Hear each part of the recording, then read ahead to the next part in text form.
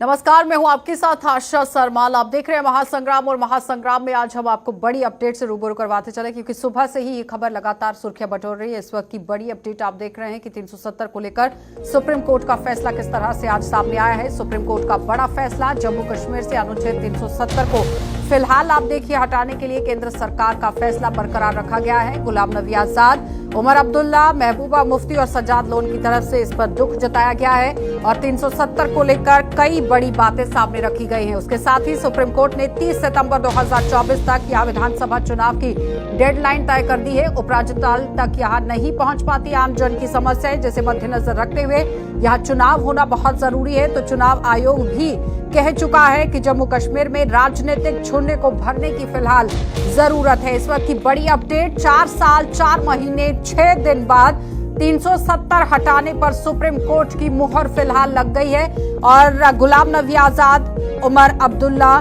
महबूबा मुफ्ती और उनके साथ ही यहाँ पर सज्जाद लोन की तरफ से इस पर दुख जताया गया है, जो एक बड़ा फैसला आज यहाँ पर आया।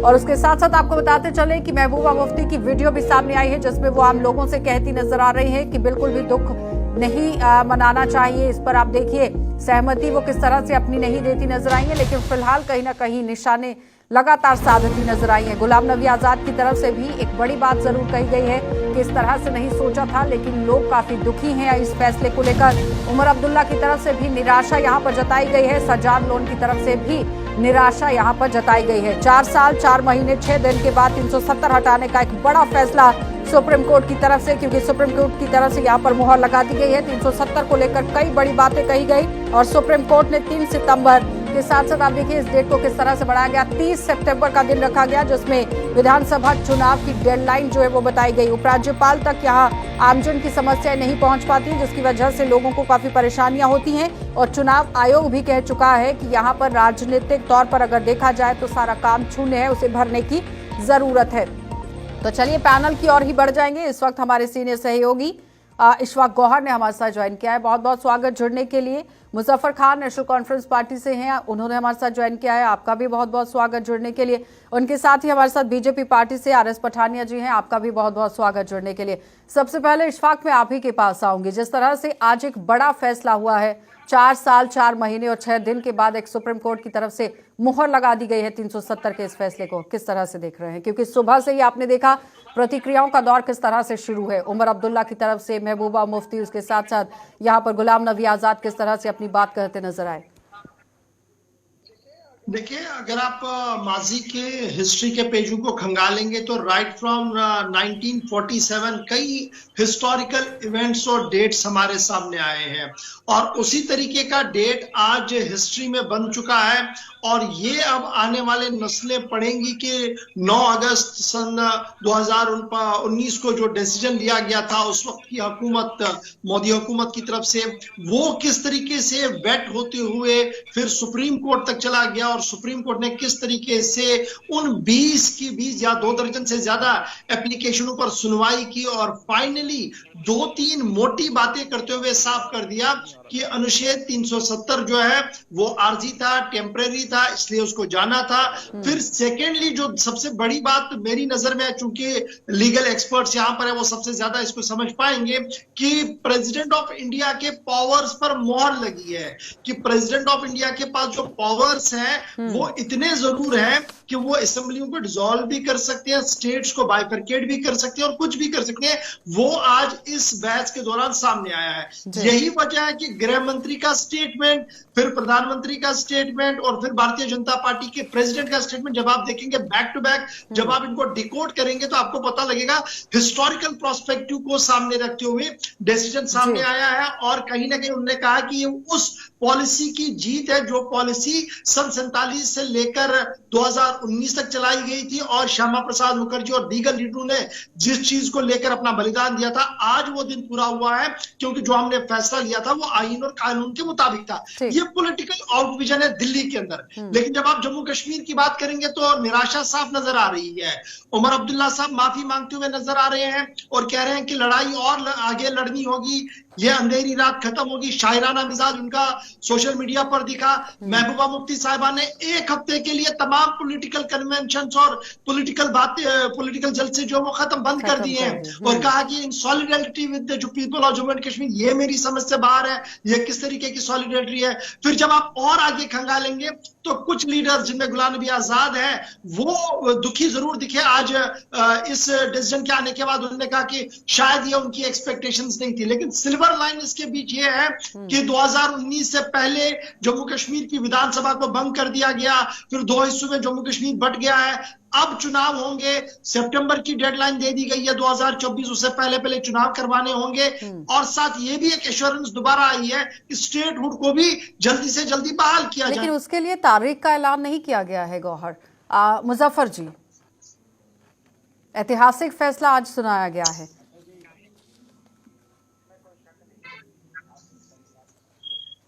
बीजेपी हल्कों में आज एक तो मायूसी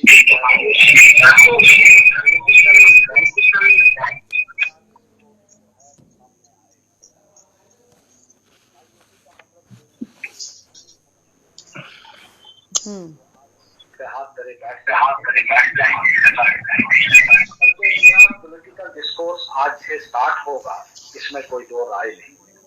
और आपने जैसे शुरू में कहा कि पॉलिटिकल लीडर्स ने अपनी मायूसी का इजहार किया, सिर्फ पॉलिटिकल लीडर्स ने ही नहीं, जनरली पब्लिक आज मायूस हुई कि हमारी रियासत छिन गई। 4.5 साल से ऊपर अरसा हो गया, 4.5 साल भी नहीं, 5 साल से ऊपर हो गए, क्योंकि मई जून 2018 में गवर्नर राज लगा था और आज 2023 खत्म होने को है, 24 स्टार्ट होने वाला है। तो 6 साल तकरीबन, लगभग 5.5-6 साल हो गए हमारे जम्मू कश्मीर में रिप्रेजेंटेटिव गवर्नमेंट ने। तो रियासत के छिनने का सबसे ज्यादा लोगों को दुख था, पूरे जम्मू में भी और कश्मीर में भी। और उस पर हालांकि सुप्रीम कोर्ट ने तो ये नहीं कहा, अगर आप जजमेंट देखेंगे तो सुप्रीम कोर्ट ने ये भी नहीं कहा कि यूनियन गवर्नमेंट को और पार्लियामेंट को ये इख्तियार है कि वो रियासत छीन कर रियासत को रिड्यूस करके यूनियन टेरिटरी बना सकते हैं। कहते हैं हम फ्यूचर में इसको डिसाइड करेंगे। वो मोर डिसअपॉइंटिंग था। दूसरा, इलेक्शन की हमारी तो कोई प्रेयर भी नहीं थी पिटीशन में कि इलेक्शन करवाए जाए।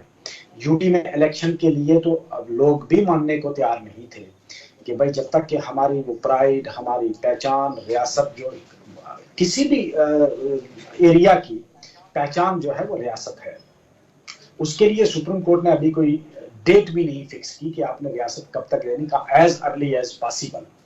तो एज अर्ली एज पॉसिबल, अब जाहिर सी बात है एग्जीक्यूटिव को डिस्क्रिप्शन दी है और एग्जीक्यूटिव तो कहता है कि बहुत जल्द हम आपको रियासत वापस करेंगे। तो बहुत जल्द, पिछले 5 साल तो होने लगे हैं, तो वो बहुत जल्द आया नहीं। इसी तरह एज अर्ली एज पॉसिबल कब आएगा, बहुत ही जल्द आपको रियासत का दर्जा जो है वो वापस दिया जाएगा, लेकिन वो बहुत जल्द कभी आया नहीं है, क्योंकि काफी समय से ये बात सुनते आ रहे हैं, ये अपोजिशन पार्टियां कह रही हैं। जी आशा जी नमस्कार, मेरे जितने भी फेलो पैनलिस्ट हैं सबको मेरी तरफ से नमस्कार, प्रणाम। जम्मू एंड कश्मीर रियासत है, रियासत ही था और रियासत ही रहेगा। मैंने बार बार हर एक चैनल पे कहा, आज फिर रिपीट करूंगा। और रियासत से यूटी बनने का एक, जिसे कहते हैं, दुख शायद मेरे से ज्यादा किसी को ना हुआ हो, लेकिन इन हालात में इस रियासत को यूटी बनाना पड़ा, ये किसी से छुपा नहीं है। आतंकवाद, लूटपाट, अकाउंटेबिलिटी कोई नहीं, कानून का, रूल ऑफ लॉ का जिसे कहते हैं प्रेवलेंस नहीं था, लेकिन जिस तरीके से होना चाहिए उस तरीके, मैं नहीं कहूंगा सब कुछ लूटपाट ही थी, लेकिन चीजें सुधरी हैं। 70% ड्रॉप आया है आतंकवादी गतिविधियों में। उन सब के साथ साथ ओवरऑल इन्वेस्टमेंट जिसे कहते हैं काफी एक जम्मू कश्मीर में देखने को मिली है। इन्वेस्टमेंट के साथ साथ नौकरियां एक फेयर और ट्रांसपेरेंट तरीके से देने की बात की गई है। स्ट्रॉन्गर एंटी करप्शन के और राइट टू इंफॉर्मेशन के कानून इम्प्लीमेंट किए गए हैं। तो जैसा कि सुप्रीम कोर्ट ने भी विदित किया, सुप्रीम कोर्ट ने इस विषय को डिस्कस किया, डेलिब्रेट किया और बीइंग सेंसिटिव ये सरकार पे छोड़ा है कि सरकार डायरेक्टली एंगेज है वहां की सिचुएशन के लिए, सरकार इस पे फैसला करेगी, सरकार डिसाइड करेगी। तो हमें ठीक है, रिस्पेक्ट अगर करना वो अलाउ चाहिए। करेंगे अगर तो सुप्रीम कोई- कोर्ट अगर ने अलाउ सरकार के करेंगे तो स्टैंड मुझे का कोई रिस्पेक्ट एतराज किया है, नहीं। हमें आपको और सभी पैनलिस्ट को भी सरकार के उस स्टैंड का हाँ, रिस्पेक्ट मैं फिर करना अभी चाहिए। और सुप्रीम मेरा कोर्ट में हूँ, मैं जब विनम्र निकलता हूँ निवेदन यहाँ है से पूछता हूँ हम सभी को सरकार के इकट्ठे काम फैसले करना का है। यहाँ पर आप देखिए रिस्पेक्ट करना चाहिए। इशफाक गौहर पठानिया जी कह रहे हैं। मुजफ्फर जी, आपकी भी जी इस क्या पर बात? प्रतिक्रिया चाहिए। पहले इशफाक जी आप। जी अपना सवाल जरा दोबारा दोहराएं। मुजफ्फर खान। पठानिया जी कह रहे हैं कि सरकार की तरफ से जो फैसले आ रहे हैं उसका यहाँ पर रिस्पेक्ट करना चाहिए। जिस तरह हाँ, से सब लोग स्पेस वो भी देके, कर रहे हाँ। हैं तो सबको करना चाहिए, वो कह रहे हैं। एक चीज बड़ी सिल्वर लाइनिंग मुझे आज दिखी बस्ती जर्नलिस्ट की, मैं ये बताऊं, आप नेशनल कॉन्फ्रेंस को देखें तो उन्होंने नहीं सुप्रीम नहीं, कोर्ट के कंफ्यूजन वर्डिक्ट कुछ पर कोई नहीं है, सवाल पर नहीं मैंने उठाया। पार्टी ग्रुप को भी आप देखा कि महबूबा मुफ्ती महबूबा को मुफ्ती। देखिए तो somebody is डायरेक्टली calling उन्होंने me, but I supreme am court on- पर न तो आड़े हाथ लिया ना ही सवाल उठाया वर्डिक्ट पर, कहा कि ठीक है जी आपने वर्डिक्ट सुनाया है, वी विल गो फॉरवर्ड। लेकिन जरूर गवर्नमेंट के जो एफर्ट्स है वो अलग है, सरकार जो सुप्रीम कोर्ट जो कर रही है वो अलग है, अलग नजरियों से देखना पड़ेगा। लेकिन जरूर जिस बुनियादी मसले पर बात हो रही थी, क्या ये कॉन्स्टिट्यूशनल वैलिडिटी थी प्रेसिडेंट ऑफ इंडिया के पास, क्या इतने इख्तियारात है, इतने पावर्स है कि वो रिवोक कर सकते थे, उस पर आज सुप्रीम कोर्ट ने ये वेट कर दिया कि हाँ प्रेसिडेंट ऑफ इंडिया के पास स्पेशल पावर्स है जिसका वो इस्तेमाल कर रहे हैं। लेकिन गवर्नमेंट ने जो बातें रखी हैं, हो सकता है उन तमाम बातों को लेकर अपोज इशफाक जी, इसमें उन्होंने आर्टिकल 365 को लेकर बात की है कि 365 एक ऐसा हक देता है राष्ट्रपति को जिसमें वो ये सारा काम कर सकते थे और उसी को मद्देनजर रखते हुए काम किया गया है। ये दलील यहाँ पर सरकार की तरफ से रखी गई थी सुप्रीम कोर्ट के अंदर, जिस पर आज यहाँ पर मुहर लग गई है।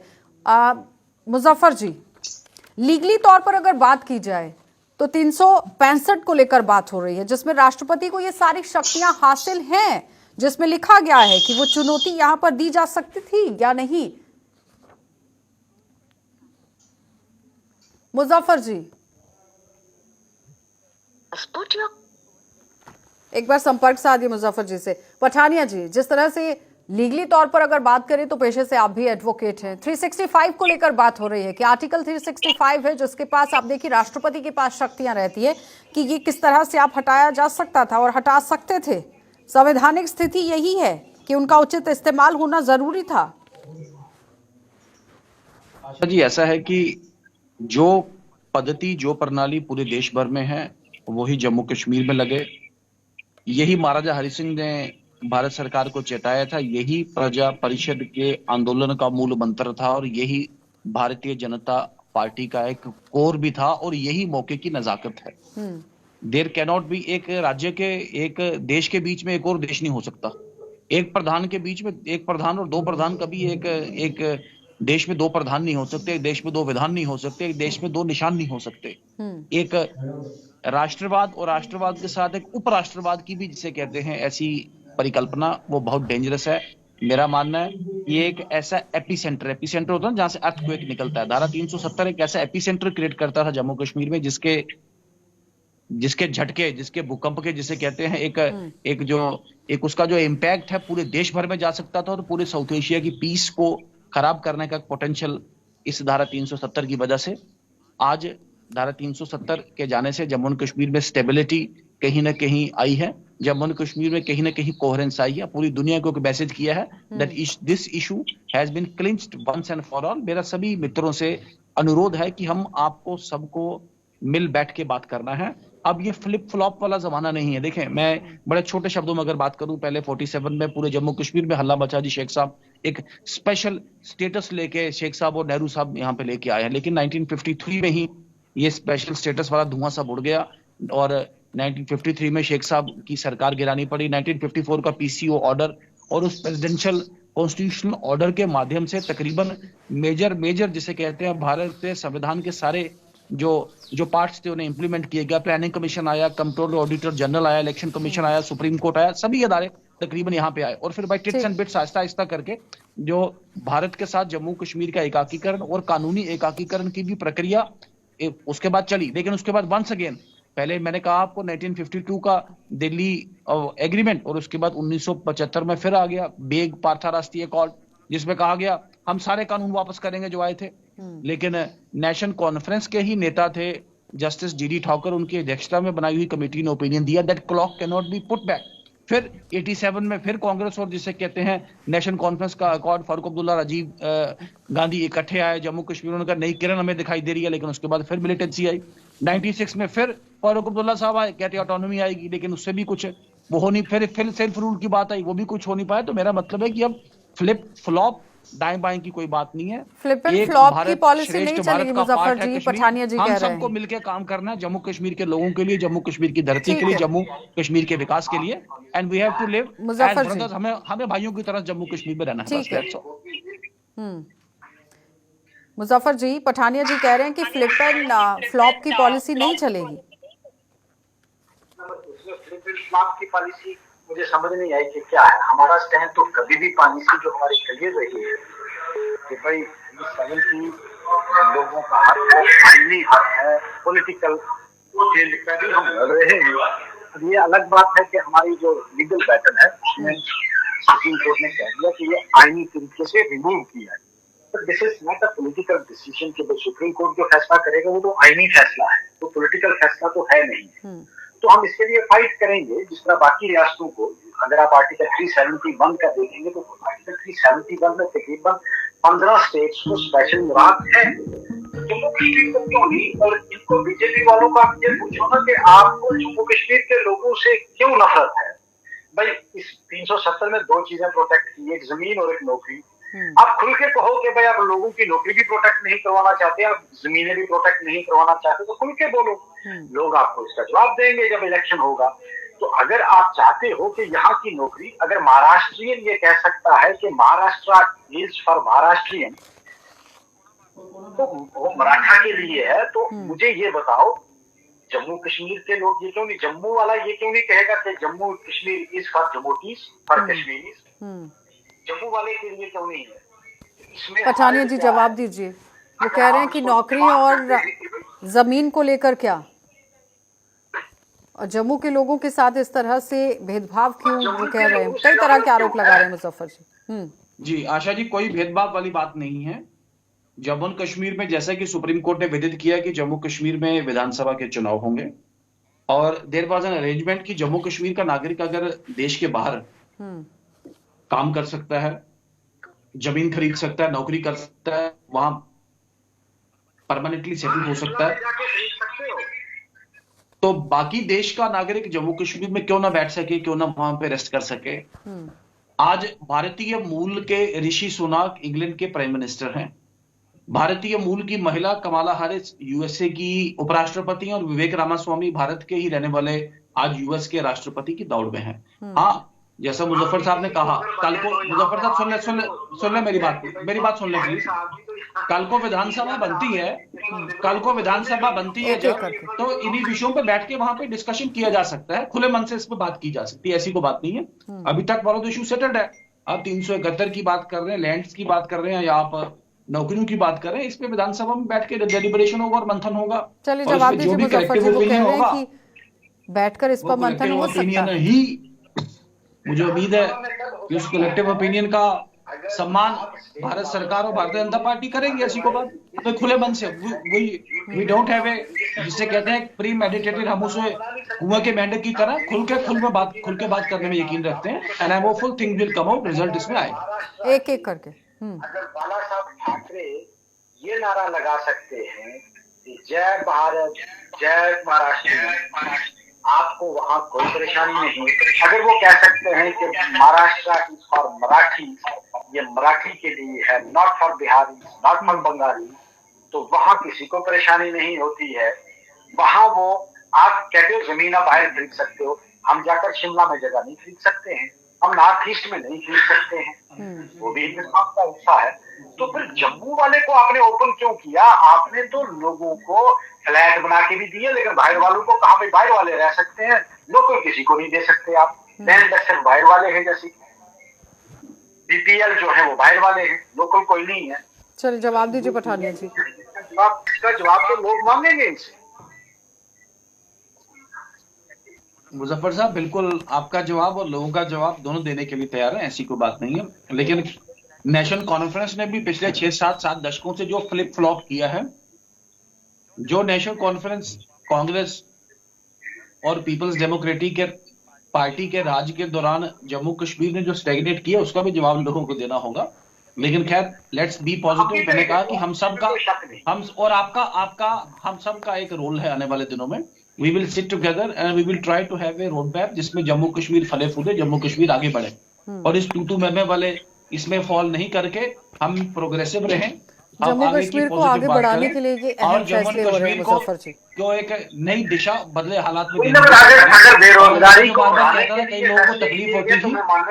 धारा 370 इज नाउ हिस्ट्री। ठीक है पठानिया जी, धारा 370 इतिहास है, अब उस पर ज्यादा बात ना करें तो अच्छा रहेगा। बेरोजगारी को बढ़ाना है तो उसमें बढ़ोतरी मिली है, वो हम भी मानते हैं। लेकिन अगर आप ये कहते हो कि भाई कोई तामीर और तरक्की हुई है, यहाँ वहाँ लोगों के हालात बेहतर हुए हैं, उनकी जिंदगी बेहतर तरीके से गुजर रही है, तो वो डाटा बताएं आप हमको। हम भी आपको बताते हैं डाटा कि हमारी बेरोजगारी की जो आज शरह है वो पूरे मुल्क में सबसे ज्यादा है। हमारा पर कैपिटा इनकम गिरा है, ड्रास्टिक फॉल हुआ है, थोड़ा नहीं ड्रास्टिक फॉल हुआ है। फिर अब देखिए मीडिया पे हम लोग जो सुनते हैं कि टूरिज्म आया, टूरिस्ट तो गया कहाँ?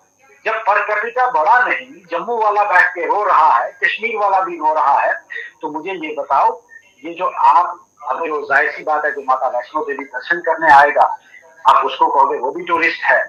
जो अमरनाथ यात्रा जाएगा वो भी टूरिस्ट है।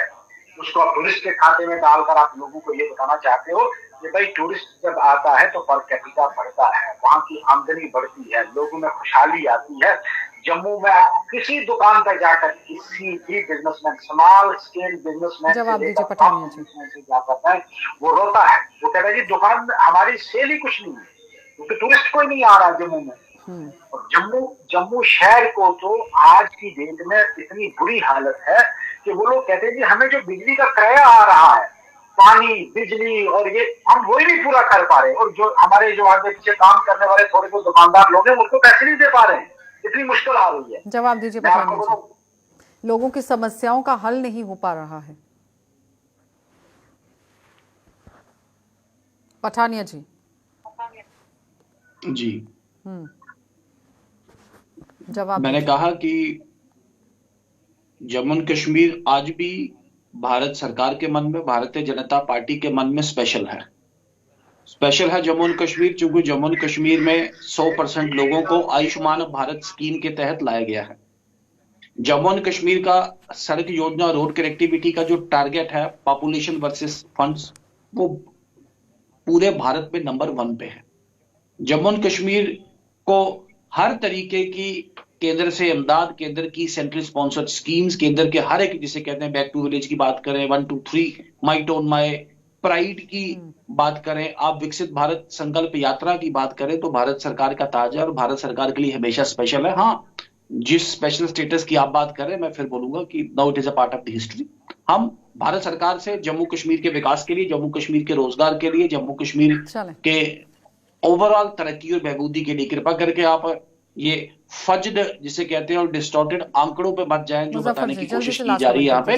तो जम्मू कश्मीर की तरक्की बहबूदी के लिए हम सब मिलकर काम करें। मुझे लगता है यही आज का, वो जिसे कहते हैं मॉडल ऑफ, यही है आज। मैं जो हुकूमत की बात कर रहा हूं, इसमें इत्तेफाक राय मेरे साथ रखें। मुझे लगता है पठानिया साहब भी इसको डिनाई नहीं कर पाएंगे, क्योंकि अनएम्प्लॉयमेंट बहुत शार्प राइज हुआ है, पर कैपिटा गिरा है, गुर्बत बढ़ी है, बीपीएल लोग बढ़े हैं, और जम्मू में आज भी मार्केट में मंदा छाया हुआ है। ये इसको डिनाई मेरे ख्याल में पठानिया साहब भी नहीं कर पाएंगे। जवाब दीजिए। मैंने तो अपने आंकड़े नहीं दिए हैं, जो सरकार के आंकड़े हैं उनकी बात कर रहा हूँ, जो आज फील्ड में है मैं उसकी बात कर। ठीक है पठानिया जी, जवाब दीजिए। जी मुजफ्फर साहब, कुछ ऑफिसर साहिबान के एंड पे कुछ में से मिसमैनेजमेंट जरूर किया होगा, मैं उसमें डिस्प्यूट नहीं करता, लेकिन ये जितने भी आंकड़े आप कह रहे हैं, चाहे रोजगार को लेके, चाहे ओवरऑल जीडीपी को लेके, we totally disputed. National Sample Survey Organisation के आंकड़े जो बिल्कुल ऑथेंटिक है, जिसमें 35,000 के प्लस सरकारी नौकरी जम्मू कश्मीर में लोगों को दी गई है। 55,000 के पास लोगों को सेल्फ एम्प्लॉयमेंट से जोड़ा गया है। 75,000 लोगों को मिशन यूथ के साथ जोड़ा गया है इसमें। इसके अलावा भी स्किल डेवलपमेंट के काफी, जिसे कहते हैं, फोकस्ड 2 करोड़ के पास टूरिस्ट जम्मू एंड कश्मीर में आए और 30,000 करोड़ के जम्मू एंड कश्मीर में इन्वेस्टमेंट के प्रपोजल आए। ये RS पठानिया कुछ या कहना वो चाहेंगे लास्ट में? आंकड़ा कि नेशनल सैंपल सर्वे वो अपनी ऑफ डिटेल इंडिया आपको इसके बता ऑर्गेनाइजेशन कहती है। और this is virtually sea change या जम्मू एंड कश्मीर में बहुत बड़ी तब्दीली है, कश्मीर में भी तो को सेलिब्रेट करना चाहिए, लगाना चाहिए। लोगों के हालात बेहतर होने चाहिए थे, बिजनेसमैन खुश होना चाहिए। पठानिया जी वो कह रहे हैं कि अगर रोजगार है, सारा काम हो रहा है, तो फिर पर कैपिटा इनकम तो बढ़ना चाहिए, वो क्यों नहीं बढ़ा? लोगों में ये बड़ा हाहाकार सवाल क्यों है। है? हाहाकार क्यों मुजफ्फर मची साहब हुई कुछ है? मुजफ्फर साहब शायद कुछ जिसे कहते हैं कोई नकारात्मक नेगेटिव जिन लोगों से बात करते हैं, आप पूरे जम्मू कश्मीर से होलिस्टिक व्यू लें और मुझे आई एम होपफुल आपका जो नजरिया चलिए है इसमें पठानिया जी बदलेगा। बहुत बहुत धन्यवाद जुड़ने के लिए। मुजफ्फर जी आपका भी धन्यवाद जुड़ने के लिए। तो फिलहाल इशफाक गौहर आपका भी धन्यवाद। जिन लोगों ने आज ज्वाइन नहीं किया उनका भी बहुत बहुत धन्यवाद। लेकिन फिलहाल आपको बताते चलें कि 370 को लेकर आज एक बड़ा फैसला सुप्रीम कोर्ट की तरफ से दिया गया है। तो जाहिर तौर पर आपने देखा उमर अब्दुल्ला, महबूबा मुफ्ती, सज्जाद लोन और गुलाम नबी आज़ाद की तरफ से प्रतिक्रियाएं किस तरह से सामने रखी गई। लेकिन उस बीच में पीडीपी पार्टी पर जरूर सवाल खड़ा हो रहा है कि अपने सारे वर्कर्स, अपने सारे स्पोक्स पर्सन्स को क्यों बोल दिया गया कि बिल्कुल भी आपको बात नहीं करनी है। ये कहीं ना कहीं सवाल यहाँ अलग अलग पार्टियां भी देख रही हैं, समझ रही हैं। सवाल यहाँ पर यह है कि 370 को लेकर एक बड़ा फैसला सुनाया गया है जिसमें दावा पेश किया गया है कि विकास की राह जम्मू कश्मीर के अंदर खुल चुकी है, एक नया जम्मू कश्मीर बनकर तैयार हो गया है और सामने आ रहा है। लेकिन अब देखना ही होगा कि जब चुनाव होते हैं तो किस तरह से हालात केंद्र शासित प्रदेश के अंदर रहेंगे। फिलहाल आपको बताते चले कि जल्द से जल्द चुनाव होंगे और उसके बाद राज्य का दर्जा भी बहाल किया जाएगा। आप देखते रहिए कार्यक्रम।